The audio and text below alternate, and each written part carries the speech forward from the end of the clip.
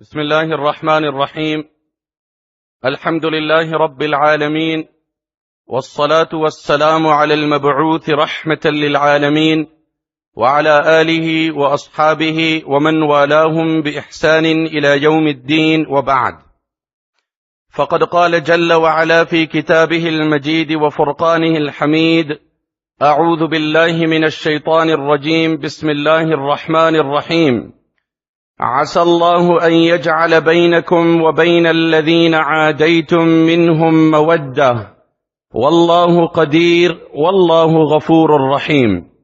وقال النبي صلى الله تعالى عليه وسلم: اللهم لا عيش إلا عيش الآخرة فاغفر الأنصار والمهاجرة، أو كما قال عليه الصلاة والسلام. Honorable scholars, respected brothers, elders, mothers and sisters, it is a basic fact of life that nothing can be obtained in this material world without payment. There is indeed a price to every article. How common a slogan we chant, nothing is for mahala. Whether you pay in cash or kind, one has to pay. Logically speaking, every buyer wants to give less and secure more. And if it's returned or reversed rather, he gives more and he receives less, then he says, I've burnt my fingers. Not again, I learnt my lesson. It's rather tragic, unfortunate, that we do not apply this very same principle, this theory, when it comes to the aspect of sin and vice and transgression. By Allah, the price a sinner pays to sustain one sin, whether it's a woman, or a drug, or a gambling habit, or whatever the nature of the crime is, I swear by Allah in whose control is my life, the price he pays is far greater than the supposed pleasure he receives. There's no pleasure, the supposed, the alleged, the assumed pleasure. The first price every sinner pays, with no exception, he has to permanently bid farewell to happiness from his life. Any man in sin, and if you have a different theory, I will step off this mimbar. Any man in sin, and let me not mince my words, he will have a thrill, he will have a kick, he'll have an excitement, he will have a buzz, but he won't have happiness and bliss. Let's not mince our words. When he pops the pill, when he goes online, when he pulls the machines, when he indulges in haram, for the moment he'll get a thrill. He will get an excitement, and that will give him a bit of a buzz and an excitement. But happiness in the meaning of happiness will be unheard of in his life. Umar ibn Abdul Aziz rahmatullah alayhi, the great scholar, the second Umar, the day of Eid, he sees his son clad in a simple garb, while the general youth of the community are clad in exclusive dress. As a father, it moves him to tears. So the son sees the father and he says, Dad, ma yubkik. Oh my father, what makes you cry? It's a topic of its own to reflect over the amazing interaction that father and son used to have in the past. Amr ibn As radiyallahu anhu, Fatih Misr, the conqueror of Egypt. He's in the throes of death. His son Abdullah is at his bedside. The father slips into a coma. He becomes conscious. He slips into a coma. He becomes conscious. The son seizes the opportunity. He nudges his dad. He said, Dad, without being insensitive to your trauma, once you pass away, you're gone. None will be able to describe to me the agony of death. If I'm not asking too much of you while you're experiencing, can you relate it to me also? Oh my dad, while you're taking your last breath, I sympathize with your pain and your agony, but it's an occasion for me to reflect as well. If it's not too cumbersome, and it's not too colossal on you, and it's not a big ask, please share with me. I can sympathize as well, reflect over the day this would face me. Sifli al-maut. So the dad says, that's fine, my son. Allahu Akbar. What was the interaction? He says, كَأَنَّ جِبَالَ الدُّنْيَا فَوْقَ صَدْرِي. كَأَنَّ جِبَالَ الدُّنْيَا فَوْقَ صَدْرِي. My son, understand it like this. For the moment, I feel as if the mountains of the entire world are exclusively resting on the chest and the bosom of your father.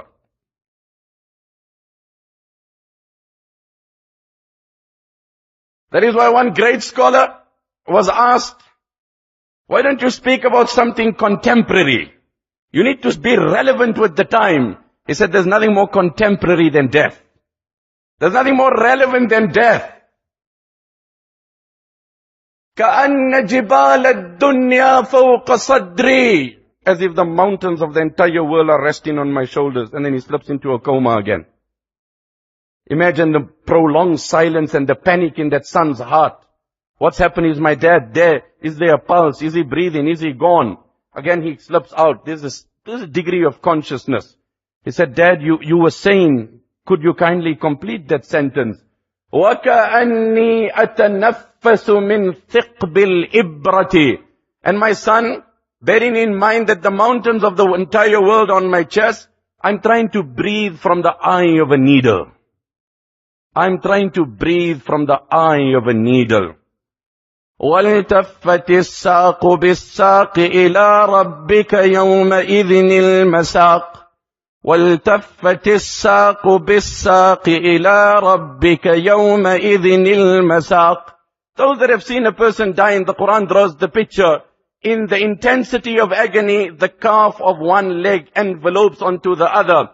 فَلَوْلَا إِذَا بَلَغَتِ الْحُلْقُومَ وَأَنْتُمْ حِينَئِذٍ تَنْظُرُونَ وَنَحْنُ أَقْرَبُ إِلَيْهِ مِنْكُمْ وَلَكِنْ لَا تُبْصِرُونَ.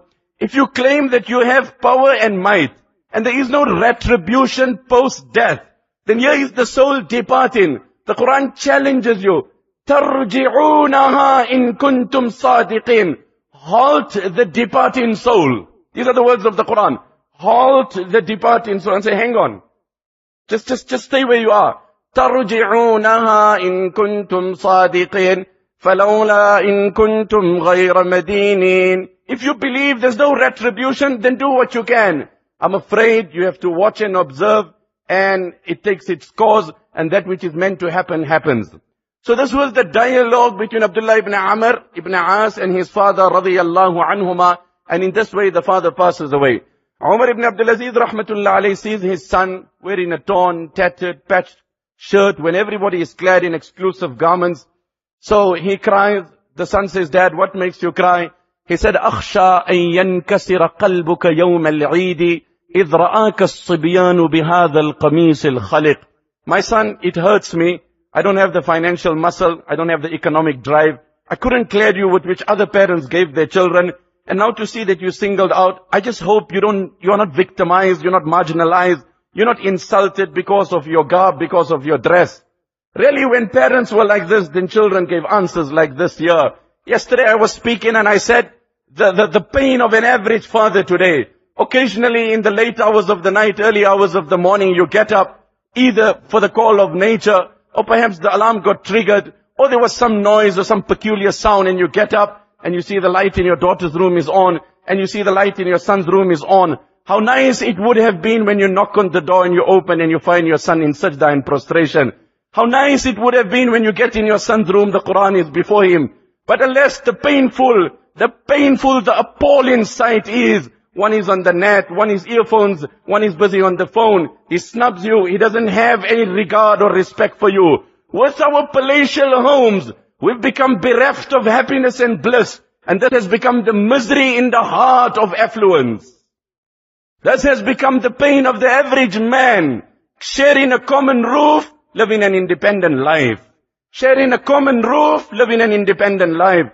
The son says, oh my dad, إِنَّمَا يَنْكَسِرُ قَلْبُ مَنْ أَعْدَمَهُ اللَّهُ رِضَاهُ أَوْ عَقَّ أُمَّهُ أَوْ أَبَاهُ وَإِنِّي لَأَرْجُو أَنْ يَكُونَ اللَّهُ رَاضٍ عَنِّي بِرِضَاكَ.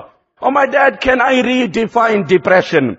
Can I redefine misery? Misery was never meant for the man who wore old clothes, but misery is inseparable from the man who disobeys Allah.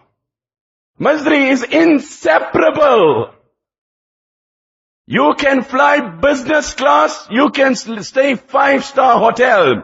If you have in an illicit relation, my brother, you'll be sitting in your house with your family in your luxury. Allah's qasam, when people will sleep, you'll be up. When people are up, you'll be sleeping. Your night will be day, your day will be night, your life will be abnormal. This is inevitable. This is the price. So the first price every sinner pays, I said, it's the mind, the business mind. Benefit versus harm. What am I getting? What am I selling? What am I making? I'm not even talking of the monetary connotations of price. That has its fair share. To sustain one drug, to sustain, one person was telling me, he said, that an addict confides in his drug. Addict confides in his drug. When he's depressed, he pops a pill. When he's happy, he pops a pill. And when he wants a pill and he's in an average mood, he provokes a situation to justify its consumption. So he deliberately creates a fight. So it can take him into a depression mode and then he can escape from the crisis. Ibn Qudama rahmatullah alayhi has made mention of the narration in his Kitab al-Tawwabin on page 162. Just as the one who disobeys Allah, depression is inseparable. The one who obeys Allah, bliss and happiness is a given. It's an accepted thing. It's by the way. Like I said, we're not mincing our words. Excitement, thrill and buzz, sin will give you for the moment. For the moment it will kick you. You'll feel high, you'll feel excited. You'll feel all, you know what? She gave you a warm smile, she gave you an embrace, she gave you a hug. But you'll come home, my brother, your beautiful, adorned wife, who is the mother of your children, who has been so kind and loyal and dutiful to you. She will clad and adorn herself. Allah will deprive your sight from pleasure when looking at your wife. Ibn Qudama rahmatullah alayhi says there was a person by the name of Mahdi. He spent his entire night in sin, vice, transgression. That was the manner in which he lived. His slave girl felt very hurt and concerned that my master mustn't die like this. So she applied her mind, she brought a flame. Zohar, Asr, Maghrib, no Salah. By the time of Isha, she brought a burning live coal. فَوَضَعَتْهُ عَلَى رِجْلَيْهِ, and she placed it on his leg. فَانْزَعَجَ, gave him a shock, it burnt him and he moved. And he said, what is this? So she said, جَمْرَةٌ مِّن نَارِ الدُّنْيَا فَكَيْفَ تَصْنَعُ بِنَارِ الْآخِرَةِ. جَمْرَةٌ مِّن نَارِ الدُّنْيَا فَكَيْفَ تَصْنَعُ بِنَارِ الْآخِرَةِ. This is but a flame of this small world, which is minor in its nature, simple in its intensity. I'm just giving you a reminder what would happen when the flames of hell are hurled towards you. إِنَّهَا تَرْمِي بِشَرَرٍ كَالْقَصْرِ كَأَنَّهُ جِمَالَةٌ صُفْرٌ. إِنَّهَا تَرْمِي بِشَرَرٍ كَالْقَصْرِ كَأَنَّهُ جِمَالَةٌ صُفْرٌ. Verily hell will hurl sparks to you the size of palaces. These are the words of the Quran. الَّذِي يَصْلَى النَّارَ الْكُبْرَى.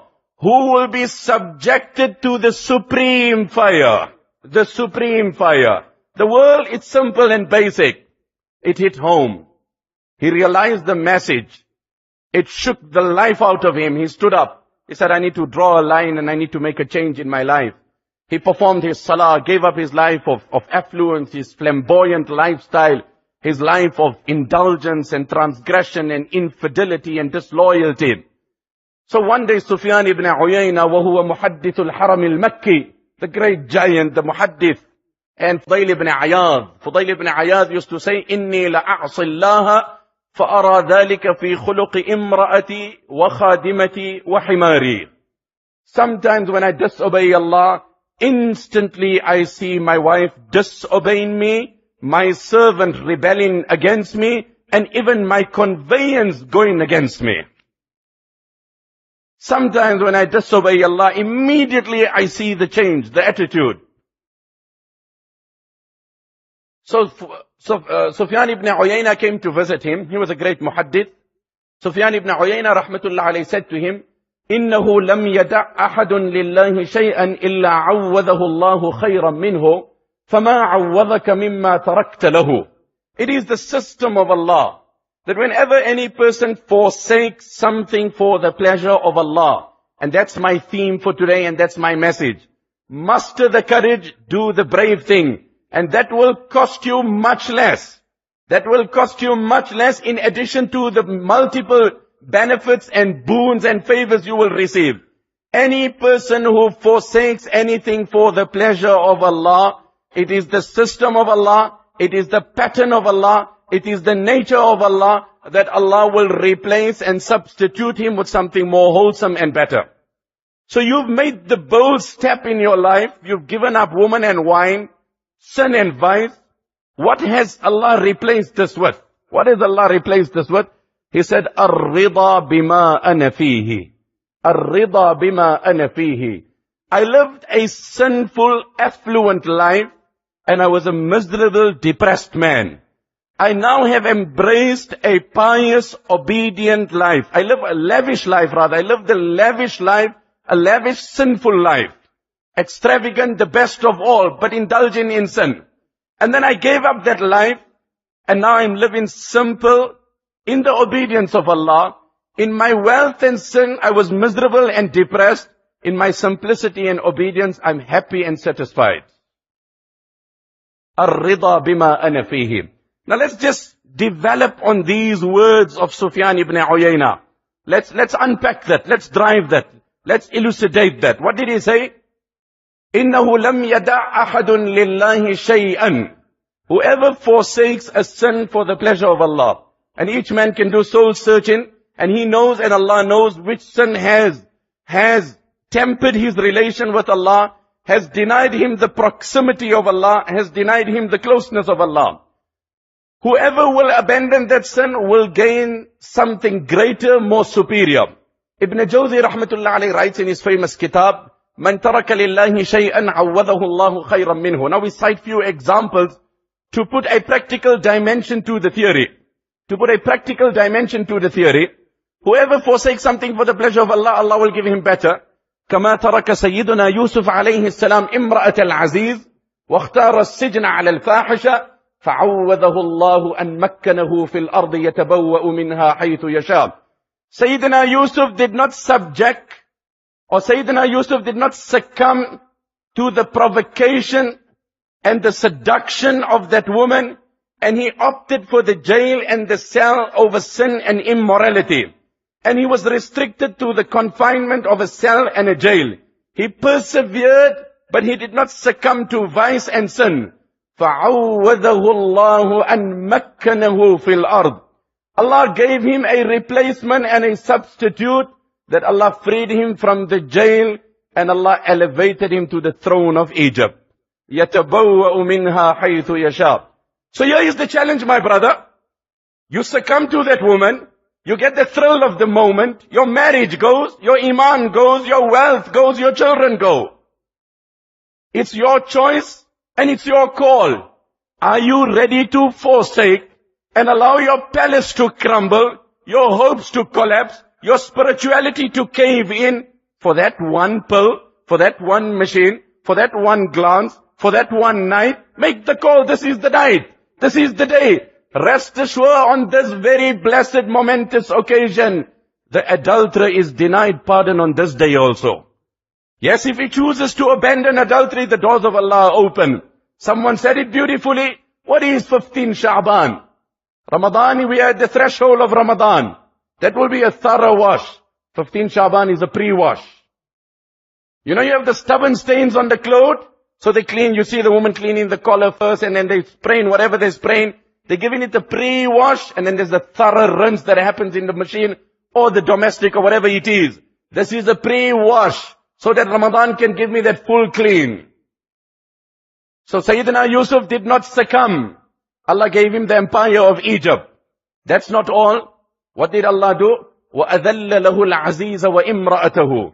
Allah brought that very woman at his feet kneeling in an apology. وَعَزِيز, and the minister. وَأَقَرَّتِ الْمَرْأَةُ وَالنِّسْوَةُ بِبَرَاءَتِهِ. And the woman in discussion, she concedes her guilt. And the general woman of Egypt testified to the modesty and the bashfulness of Sayyidina Yusuf alayhi salam. So he persevered. It was a challenging moment. It was a daunting moment. I will elaborate how the circumstances around him were. You say, now brother, how can you, my boss's wife, I feel so awkward. Take it easy, my brother. Are you appeasing your ego? Are you satisfying your own desire? Or you just smoke screening? He said, وَأَقَرَّتِ الْمَرْأَةُ وَالنِّسْوَةُ بِبَرَاءَتِهِ. The woman and the general woman testify to the innocence of Yusuf alayhi salam. And these are the amazing words of Ibn Jawzi rahmatullah alayh. وَهَذِهِ سُنَّتُهُ تَعَالَى حَدِيثًا وَقَدِيمًا إِلَى يَوْمِ الْقِيَامَةِ.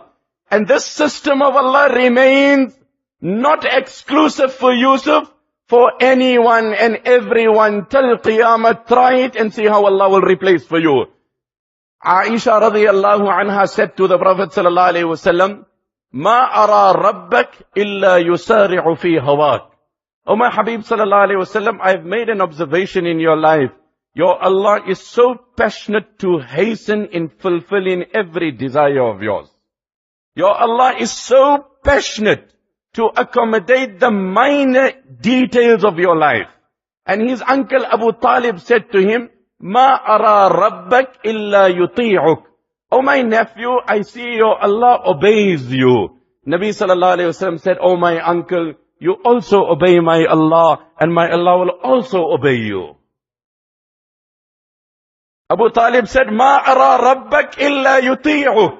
I see your Allah, He obeys you. Nabi sallallahu alayhi wasallam said, but I don't have an exclusive membership in this here. I don't have a monopoly over this. I don't have a monopoly. وَأَنْتَ يَا عَمْ لَوْ أَطَعْتَ رَبِّي أَطَاعَكَ. وَأَنْتَ يَا عَمْ لَوْ أَطَعْتَ رَبِّي أَطَاعَكَ. Oh my uncle, go for it. You obey my Allah and see how my Allah obeys you. Nabi sallallahu alayhi wasallam, Allah Ta'ala sent wahi to Sayyidina Musa alayhi salam. Ya Musa, kun kama uridu, akun laka kama turid. Musa, do as I instruct, and I will do as you request. Musa, do as I instruct, and I will do as you request. That's the first incident. وَهَذِهِ سُنَّتُهُ تَعَالَى حَدِيثًا وَقَدِيمًا إِلَى يَوْمِ الْقِيَامَةِ. ولما عقر سليمان بن داود الخيل التي شغلته عن صلاة العصر حتى غابت الشمس سخر الله له الريح يسير على متنها حيث أراد. Sayyidina Suleiman alayhi salam was engaged in the preparation of his horses, which the Quran says they were of the best of breed. They were wonderful. They were exclusive. Any man who's into horses will understand the pride and the greatness. I mentioned it in one of my talks. Once we were flying back from Holland, and I went at the back of the aircraft to perform salah. And I see this gentleman clad in a rather different uniform, not part of the cabin crew, not a regular passenger. We got chatting, and I asked him, what are you here and what are you doing? He said, I'm an animal attendant. I said, and what you doing here at 11,000, kilometer, 35,000 feet above sea level? He says, we're carrying 4 horses on board, so I'm just attending to them. I said, what? He said, yes, we've carried 4 horses. There's a gentleman in the business class, and we're flying his horses. So I said, if you'll be kind enough, can I go at the back and can I have a look at it? He said, please come.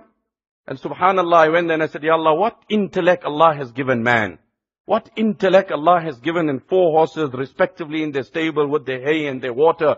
And he said, we talk of the flying horse and burrak, and here's horses flying with us here, on board.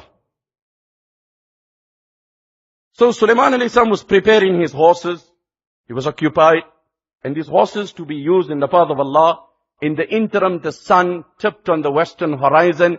Asr Salah either went into makruh or became, qada. The preferred verdict is it became makruh. Some say it wasn't even the Asr Salah. It was an optional prayer which he used to religiously perform. But it got compromised due to his engagement in something which also had a noble motive. It was for religious reasons. But we have to prioritize. I cannot be reciting Quran at the time of Salah. At the time of Salah, the call is on Salah. He realized that this has somehow become a hindrance to me complying to the order of Allah. فقال إني أحببت حب الخير عن ذكر ربي حتى توارت بالحجاب ردوها علي فطفق مسحا بالسوق والأعناق. He said, no, we cannot keep these horses. They have become an obstacle in the obedience of Allah. Slaughter them all. Distribute the meat amongst the poor. We will keep clean from anything that hinders our relation with Allah. When he parted with that horses and the strength and the might and the authority and the dominion that Allah had given him, سَخَّرَ اللَّهُ لَهُ الرِّيَاحِ يَسِيرُ عَلَى مَتَنِهَا حَيْثُ أَرَادَ. Immediately Allah substituted. Allah said, you gave up that. We've now given you access to the wind. The winds are at your command. You direct them, you fly them, you move. وَلِسُلَيْمَانَ الرِّيحَ غُدُوُّهَا شَهْرٌ وَرَوَاحُهَا شَهْرٌ وَلِسُلَيْمَانَ الرِّيحَ غُدُوُّهَا شَهْرٌ وَرَوَاحُهَا شَهْرٌ. The Quran said that Sayyidina Suleiman would cover the journey of 2 months in 1 day. One of my scholars used to say, flyingsuleiman.com. Air Suleiman, direct. Where? To Damascus. إِلَى الْأَرْضِ الَّتِي بَارَكْنَا فِيهَا. This is the system of Allah. You give up that haram, my brother, and see what comes your way. When you resist that haram, your nafs will throw a tantrum. That's to happen. Your nafs will throw a tantrum. One great scholar, Maulana Muhammad Yusuf Rahmatullah alayhi, the author of Hayatus Sahaba, he said, the soul and the body is like the horseman and the horse. When you get onto the back and you saddle up, then the horse will try and ascertain the confidence level of the rider. And the horse will jostle, it will turn. Either you show weakness and you succumb, then you're a dummy on the back of that horse and that animal rides you. And either you hold and you resist the temptation and you say, I will hold, and I am in grip, and I am in authority, and I will pull the shots. Then the Quran says, this horse is ready to go in the ferocious battle, take you deep in, it's yours now. وَذَلَّلْنَاهَا لَهُمْ وَذَلَّلْنَاهَا لَهُمْ فَمِنْهَا رَكُوبُهُمْ وَمِنْهَا يَأْكُلُونَ. We've made this animal kingdom subservient to the most junior of creatures in man. You hold them, you ride them, you slaughter them, you eat them, it's your choice. وَالْخَيْلَ وَالْبِغَالَ وَالْحَمِيرَ لِتَرْكَبُوهَا وَزِينَ. But if you succumb, then you're a dummy and that horse rides you. Your nafs will throw a tantrum. There will be an urge. There will be a crave. You'll go to that phone. You'll go on that net. You'll go past that casino. You'll pick up that pill. This is the time to resist. Remember, my brother, لِكُلِّ شَيْءٍ إِذَا فَارَقْتَهُ عِوَضٌ وَلَيْسَ لِلَّهِ إِن فَارَقْتَهُ مِنْ عِوَضٍ. If you lose anything, we can find you an alternative. But oh boy, if you lose your Allah, you're a lost man. You're a lost man. You broke up with this girl, we'll find you something. You gave up this drug, we'll give you alternative halals and put you onto it. Introduce you to halal. You gave up sin, we will introduce you to halal. But oh boy, if you have abandoned your Allah, I'm afraid there's no luck for you. وَلَمَّا تَرَكَ الْمُهَاجِرُونَ دِيَارَهُمْ لِلَّهِ وَأَوْطَانَهُمْ التي هي أحب شيء إليهم أعاذهم الله أن فتح عليهم الدنيا وملكهم شرق الأرض وغربها. When the Muhajirin had forsaken their native land and they were compelled to leave their native land for the preservation of their iman, and it's not an easy call to leave. We consciously relocate and yet it's so daunting. We are not expelled. We are not banished. We are not driven. People consciously relocate and yet they have second thoughts. Did I make the right choice or not? I often say I have many people abroad, and many people tell me, when you go overseas and you leave your country, you even miss the people in South Africa you don't talk to. That one uncle in the masjid, very snobby, he's very haughty, but you think of him now, You consciously relocate and you have second thoughts. They were driven out of their homes. وَلَمَّا تَرَكَ الْمُهَاجِرُونَ دِيَارَهُمْ لِلَّهِ وَأَوْطَانَهُمْ, and their abodes and their locations. أعاذهم الله أن فتح عليهم الدنيا. They left one Mecca, Allah opened the whole world to them. وملكهم شرق الأرض وغربها, Allah gave them the east and the west. الذين إن مكناهم في الأرض الذين إن مكناهم في الأرض أقاموا الصلاة وآتوا الزكاة وأمروا بالمعروف ونهوا عن المنكر وَلِلَّهِ عَاقِبَةُ الْأُمُورِ. 17 Juz Surah Hajj, Allah praises the Sahaba. Those people, if ever I give them dominion and empire, if I give them authority and power, they will not exploit and abuse. They will establish my obedience. They will bring about the life of Muhammad sallallahu alayhi wa sallam. Sayyidina Uthman radiyallahu anhu used to say, ثَنَاءٌ قَبْلَ بَلَاءٍ. Allah is paying tribute to us before testing us. Allah is acknowledging us before subjecting us. It hasn't yet come in our feet, yet Allah is paying tribute to us. Allah opened the east and the west. The scholars say, وَكَذَلِكَ السَّارِقُ لَوْ تَرَكَ سَرْقَةَ الْمَالِ لَآتَاهُ اللَّهُ مِثْلَهُ حَلَالًا. If a thief abandons the habit of stealing, Allah will give him that same through halal and lawful. He's not going to make anything extra by speaking a lie. الْبَيِّعَانِ بِالْخِيَارِ مَا لَمْ يَتَفَرَّقَا فَإِنْ صَدَقَا وَبَيَّنَا بُورِكَ لَهُمَا فِي بَيْعِهِمَا وَإِنْ كَذَبَا وَكَتَمَا مُحِقَتْ بَرْكَةُ بَيْعِهِمَا. Bukhari Sharif, Habib sallallahu alayhi wa sallam said, buyer and seller are at liberty as long as they're honest, they're transparent, they are compliant, then Allah's hand is over that deal. It's blessed. It has barakat in it. It has goodness in it. وَإِنْ كَذَبَا وَكَتَمَا. But they distort, they lie, they indulge in fraudulent deals. The grey market, the black market, whatever it is, مُحِقَتْ بَرْكَةُ بَيْعِهِمَا. That transaction is bereft of goodness. It's devoid of virtue. You'll make that money won't bring happiness to you. Then we wonder of the sicknesses that has plagued the world. I say this and I repeat it. Leave alone the sicknesses that can justify depression. The fear of not becoming a victim to any sickness is depression in the life of every man today. They broke in 2 homes in the street. The following nights, who's more restless? Those where they burgled or the others? The others are more restless. 3 people passed away. Malakul Maut is doing his rounds. There's no way to escape. The only way to come back is the deen of Allah. وَكَذَلِكَ الزَّانِي لَوْ تَرَكَ رُكُوبَ ذَلِكَ الْفَرَجْ حَرَامًا لِلَّهِ لَأَثَابَهُ اللَّهُ بِرُكُوبِهِ أَوْ رُكُوبِ مَا هُوَ خَيْرٌ مِنْهُ حَلَالًا. If an adulterer abstains and he restrains himself, Allah will give him that very same woman through lawful means. Or if she's not meant for him, Allah will give him something better, but that which is legitimate and wholesome. The Prophet sallallahu alaihi wasallam said, النظر في محاسن المرأة. To stare at the beauty of a woman is undoubtedly an arrow from the poisonous arrows of the devil. من أعرض عن ذلك السهم أعقبه الله عبادة تسره. He who will restrain that glance, he who will discipline himself, he who will bring modesty in himself, Allah promises to substitute, to replace, to follow up by ibadat that will give him a physical ecstasy, that will give him a pleasure. You see, you and I haven't been introduced, so we cannot relate and identify with it. Those who've tasted it, they will never leave it because it's wholesome and it's pure. It's awesome. It's all embracing. So, this one young man was walking in the dead of night and his gaze falls on a beautiful woman. In the dead of night, you cannot see much, but unfortunately your eyes are bright enough to see woman. You know, a person says, well, I got a bad memory, man. Then next minute he greets someone, who's that? We were in school about 30 years ago. Nowadays I call it selected Alzheimer's. Selected Alzheimer's.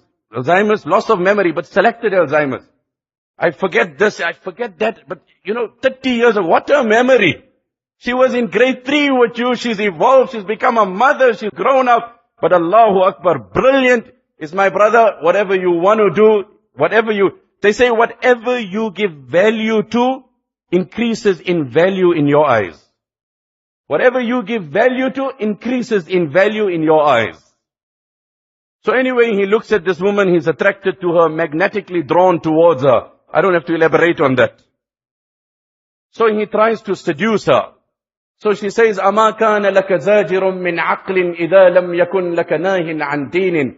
Brother, if there's nobody here physically to prohibit you, at least your intellect and your iman should prevent you.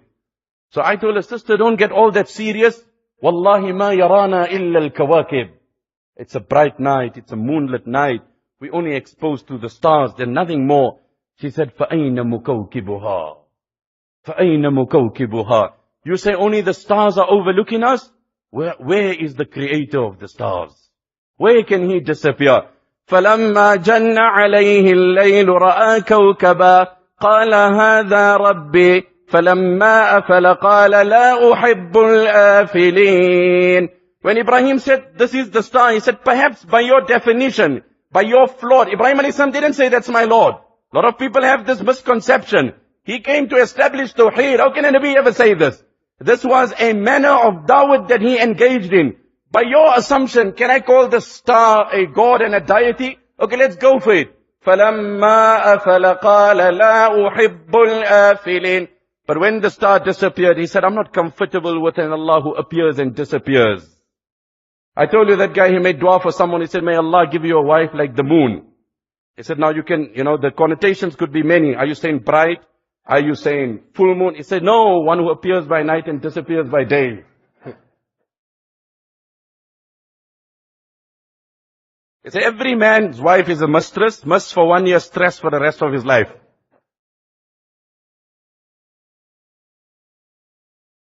The boy says, Dad, what's the difference between mom's tears and wife's tears? Says, my boy, mom's tears hurts the heart. Wife's tears hurts the pocket. أَمَا كَانَ لَكَ زَاجِرٌ مِّنْ عَقْلٍ إِذَا لَمْ يَكُنْ لَكَ نَاهٍ عَنْ دِينٍ. Where's your Allah? صَاحِبُ الشَّهْوَةِ عَبْدٌ. صَاحِبُ الشَّهْوَةِ عَبْدٌ. He who succumbs to his ego, he is the greatest slave, shackled in the worst jail. Oh, listen to these words. He who succumbs to his ego, he is the worst prisoner, shackled in the worst cell. And the day he musters the courage to overpower his ego, proportionately he will unshackle himself by his own doings. Sahibu shahwati abdun. The world has become slaves. Slaves of their ego. Slaves of their luxuries. Slaves of their comforts. I cannot sleep if I don't have this. I cannot eat if I don't have this. I cannot travel if I don't have this. I cannot clear myself if I don't have this. I cannot walk if I don't have this here. And then I call myself a free man. إِذَا غَلَبَ الشَّهْوَةَ أَضْحَى مَلِكًا. The day he overpowers it, that's the day he will become a king. A person drives a car. I say, no, once you drive this, then for the rest of your life, I don't want to mention anything, I'm advertising for any cars. You say, no, my brother, drive this car. He says, no, I'm comfortable. And when he hops in here, the ambience is different, the theme is different, the feeling is different, the comfort is different. But I never knew this. My brother, I haven't introduced myself to speaking with my Allah. Ecstasy is when you put your head down in sajda and it's riveted and you cannot lift it. That's something else.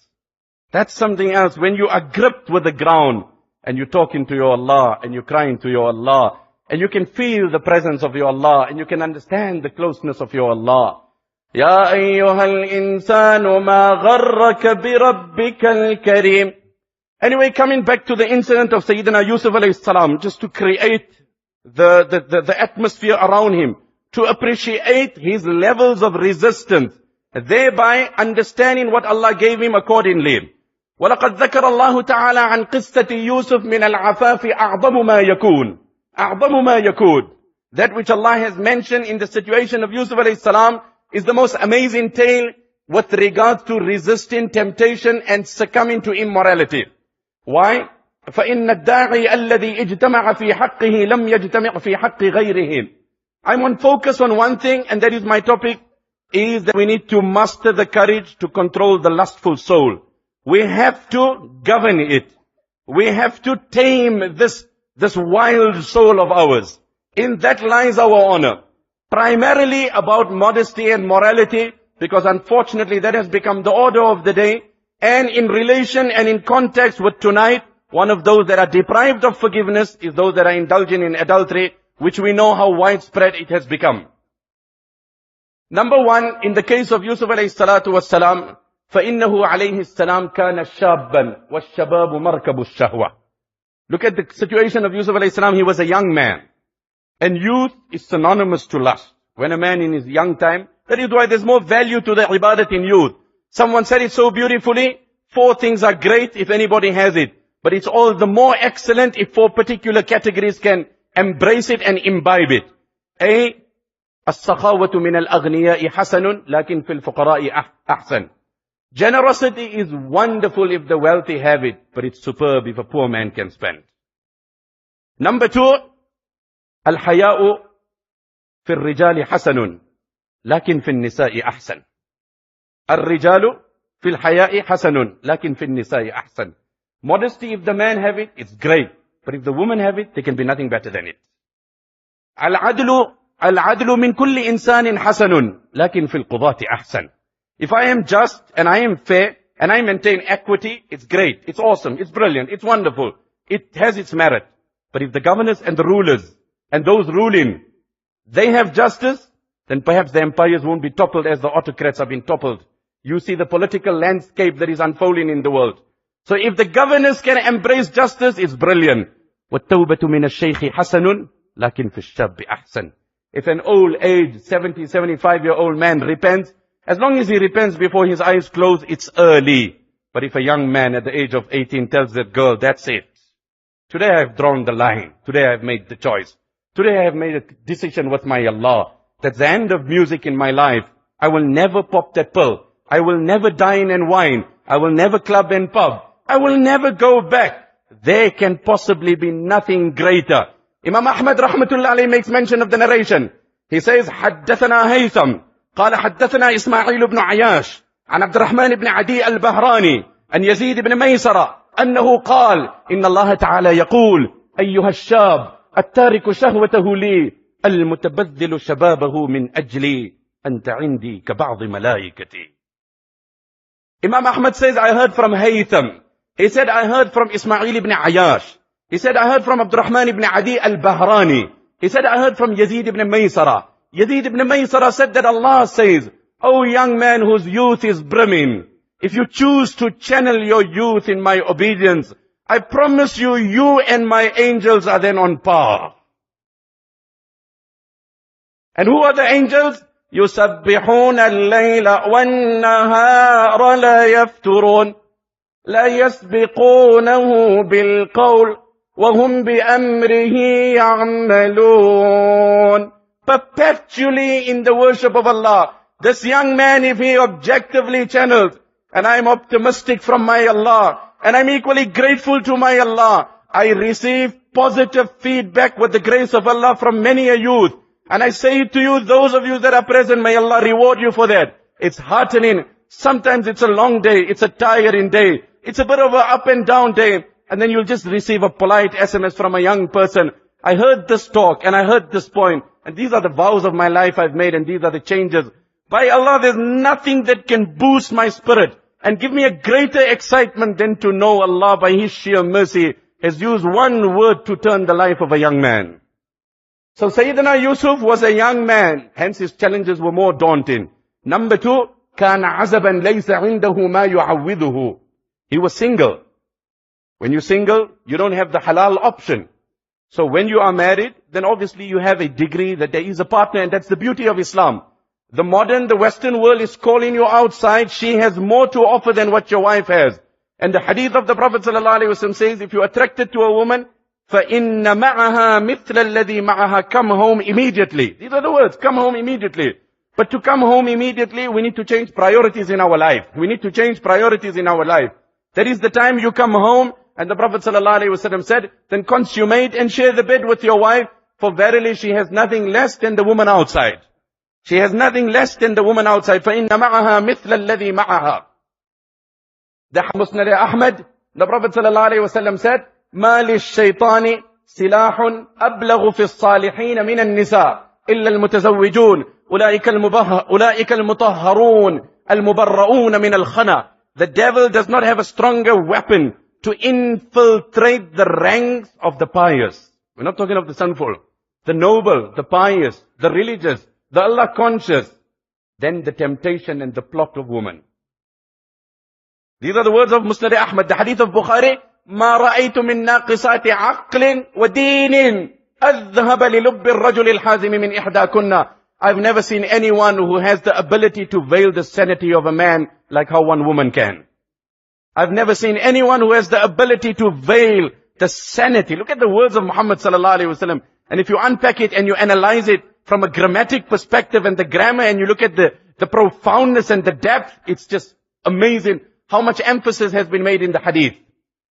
إِلَّا الْمُتَزَوِّجُونَ, with the exception of those that are married, أُولَٰئِكَ الْمُطَهَّرُونَ الْمُبَرَّؤُونَ مِنَ الْخَنَى, they are relatively safer. You know, there was a time when this web of immorality had plagued us, and we said we fear for the younger generation. By Allah, the fear has now gone to a level higher. We fear for ourselves first, then we can say we fear for the juniors. I am not safe, my brother. People elder than me are not safe. People younger than me, how possibly can they be safe? Huzaifa ibn Yaman radiyallahu anhu said, I foresee a time coming your way. لا ينجو أحد إلا من يدعو كدعاء الغريق. None will be rescued from the tide of immorality in that era, but the person who passionately supplicates Allah, like how a drowning man will beg his Allah to reach the shore. That means, my brother, a simple 2 rakat with a basic dua, and I'm not trivializing that practice, is not going to be adequate against the tide. It's brilliant. What they say, you read in this, it's great. You take in this medicine, you'll have to up the dosage. You'll have to up the dosage because the tide is too strong.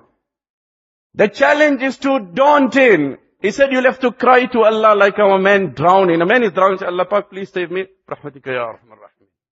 What's happening, brother? We make dua to Allah. It's in Allah's hands. It's in Allah's hand. أَمَّن يُجِيبُ الْمُضْطَرَّ إِذَا دَعَاهُ أَمَّن يُجِيبُ الْمُضْطَرَّ إِذَا دَعَاهُ. Who responds to the call of a desperate man? That is why the cry of a desperate man is answered. The Quran says, opening verses of the 20th juz, Surah Ankabut, Surah Qasas. Why? Because it comes out from the recesses of his heart. What did Huzaifa radiallahu anhu say? You'll only be rescued if you cry to Allah like how a drowning man cries. Any man who has children, especially teenagers, those going through adolescence, they say, what's the definition of adolescence? When your son stops asking you questions, you must know now he's in his teens, because now he knows the answers. As long as he's asking you, it's good. When he stops asking you, now he's dangerous, because now he knows the answers. I read a brilliant quote the other day. It's very easy to become a father, yet extremely difficult to be a father. It is very easy. Some people, on the lighter side, what they say? Children in the back seat cause accidents. And accidents in the back seat cause children.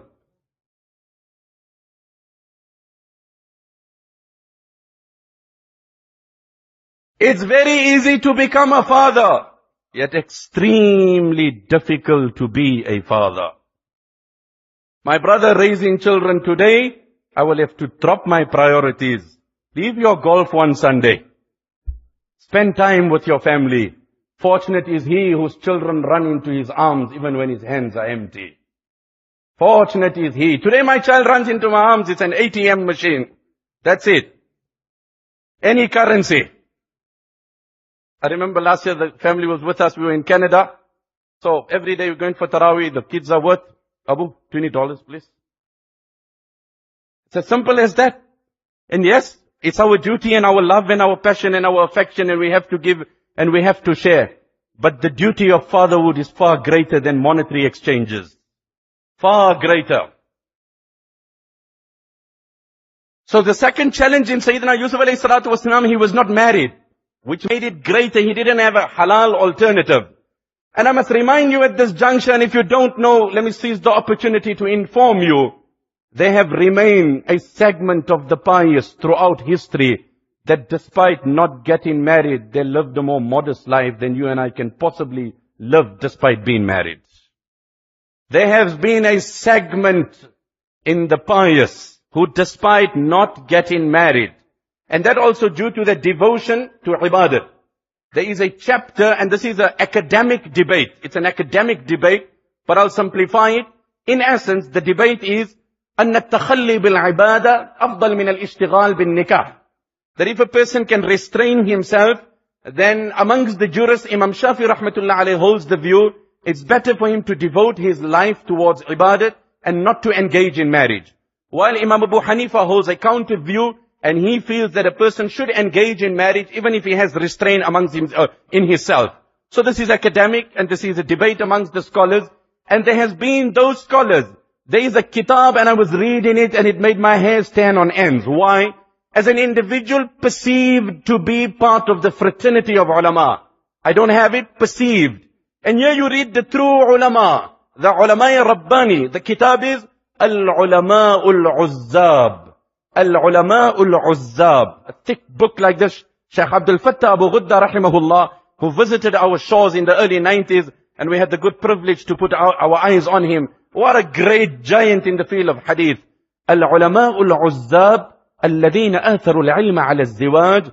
Those scholars throughout history who consciously remained single and did not wed and get married due to their profound love for the knowledge of deen.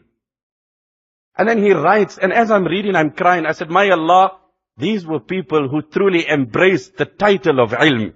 These were people, just to share 2-3 with you. He writes, وَمِنَ الْعُلَمَاءِ الْعُزَّابِ الْإِمَامُ الزَّاهِدِ الْعَابِدِ الْمُحَدِّثُ الْفَقِيهِ الجبل الثقة الرضا عديم النظير في عصره أبو النصر بشر بن حارث بن عبد الرحمن المروزي ثم البغدادي. ولد في مروة سنة 150 ونزل ببغداد وتوطنها. هو الإمام الزاهد, abstinent from the world. Al-Abid, a great worshipper. Al-Jabal al-Thiqat al-Rida, a mountain in knowledge, a giant. Al-Muhaddith, a scholar of hadith. Al-Faqih, a jurist. عديم النظير في عصره, unparalleled to him. Abu Nasr, Bishr ibn Harith ibn Abd al-Rahman ibn Marwazi. He was born in a place called Marwa in the year 150. Then he relocated to Baghdad, and this was his seat of knowledge. Ibrahim Harbi, one of the scholars of Baghdad, say, ما أخرجت بغداد أتم عقلا منه ولا أحفظ للسانه من بشر. Baghdad in its history could not produce a greater scholar than Bishr Hafi rahmatullah alayh. Nor could it produce someone who protected his tongue more than Bishr. ما عرف له غيبة لمسلم. It cannot be said about him that he backbited one Muslim in his entire life. He did not backbite one Muslim in his entire life. كأن في كل شعرة منه عقلا. It was as if every strand of his hair was an independent brain. This was because of the modesty they loved, the bashfulness. That is why one scholar said a very beautiful thing, and I identify with these sentiments. He said, we have the perception that when a child is young, it's easier to learn, easier to memorize the Quran. Get the children to learn when they're young. He says it's nothing to do with junior versus senior. It's rather to do with sinless nature versus sin. When he has not reached the age of puberty, his sins are not recorded. His mind is clean. It's not been documented. This mind can embrace the word of the Quran. إِنَّا سَنُلْقِي عَلَيْكَ قَوْلًا ثَقِيلًا إِنَّا سَنُلْقِي عَلَيْكَ قَوْلًا ثَقِيلًا. O Muhammad sallallahu alayhi wa sallam, we are going to put on your chest a very colossal task. The hadith of Bukhari, حُبِّبَ إِلَيْهِ الْخَلَاءُ. حُبِّبَ إِلَيْهِ الْخَلَاءُ. Go to Mecca and go to the cave of Hira and see at what a steep incline it is. And the Prophet ﷺ used to go there. 6 months prior to his nabuwwat, seclusion, isolation was made beloved to him. And in that period, his heart was being prepared to embrace the colossal task of revelation. So it's not junior versus senior. It's the cleanliness. It's the purity. So what he says, لو قسم عقله على أهل بغداد لصاروا عقلا. If you had to distribute the brains and the intelligence of Bishr Hafi over all the residents of Baghdad, every one of them would have become intelligent, and it wouldn't have decreased his intelligence in any way.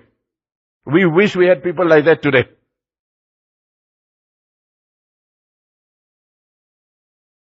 Why? He devoted his whole life to deen. There was no scar, no blemish of immorality on his life. One other scholar he mentions many just to share one two. وَمِنَ الْعُلَمَاءِ الْعُزَّابِ الْإِمَامُ الْمُجْتَهِدِ أبو جعفر محمد بن جرير الطبري الحجة المفسر المحدث الفقيه الأصولي النظار المقري اللغوي الأديب المحدث جامع العلوم ذو التصانيف أحد أئمة الدنيا علما ودينا وفقها وقد طبقت شهرته الآفاق. Amongst these scholars was Abu Ja'far Muhammad ibn Jarir al-Tabri. Any man who studies, who's a scholar, would know tafsir al-Tabri. What a profound tafsir, what a great tafsir. And it belongs to this very man who devoted his entire life. Al-Faqih, a great jurist. Al-Mu'arrikh, a great historian. Al-Muqri, a great reciter. Al-Lughawi, Al-Adib, Al-Sha'ir. He was an authority in Arabic grammar. Al-Nahwi, Al-Sha'ir, a great poet.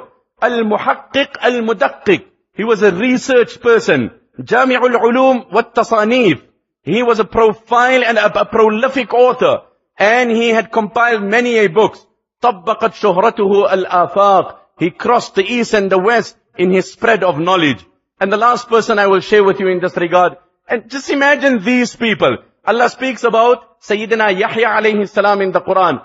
وَحَصُورًا وَنَبِيًّا مِّنَ الصَّالِحِينَ. Hasur was an exclusive salient feature of Sayyidina Yahya, that he never inclined to a woman in his entire life. He never ever inclined. Allah had divinely favored him. While every other Nabi had the human instinct of inclination, but divine protection, Sayyidina Yahya alayhi salatu wasalam was divinely protected in a different way, and this was his salient feature. He writes about, Imam Zahabi makes mention of it in his Tadhkirah, under the writings of Abu Nasr as-Sijzi, who passed away in Mecca in the year 444. Al-Mutawaffa bi-Makkah sanata 44. Regarding him, Hafiz Abu Ishaq al-Habbal says, one day I was at the house of Abu Nasr as-Sijzi. فَتُقَّ الْبَابِ. Someone knocked on the door. فَقُمْتُ, I stood up. فَفَتَحْتُ, I opened it. فَإِذَا إِمْرَأَةٌ. Suddenly there's a beautiful woman there. She came inside, and she had a purse with her. She opened the purse and she took out 1,000 dinars. فَوَضَعَتْهُ بَيْنَ يَدَيْ الشَّيْخِ. And she placed it before the Sheikh. He said, مَا الْمَقْصُودِ. Sister, behind this, what are you aiming at? Nobody comes and gives you money just like that. We'll say, Subhanallah, look at how Allah accepted my studies. Huh? Allah is great. Allah is great, my brother. This is a test upon you. How do you resist the temptation? Mal maqsood, sister, what's the intention? What's the motivation? Tatazawwajuni. Sheikh, I am impressed beyond description over the profoundness of your knowledge. And I really mean, I want proximity to you. And my aim is to draw from your fountain and your ocean of knowledge. And the only way we can possibly cross this forbidden line is that we engage in the lawful and the permissible, and you wed me. He very modestly gazed down. He said, La hajata li fi izdiwaj. Sister, honestly, I don't have a need for nikah at this time. And you and I, what do you say? MBA, married but available. MBA degree. It's MBA, my brother, married but available.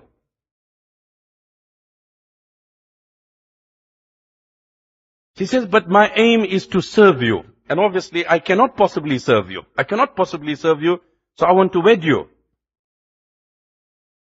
He says, La hajata li fil khidmah.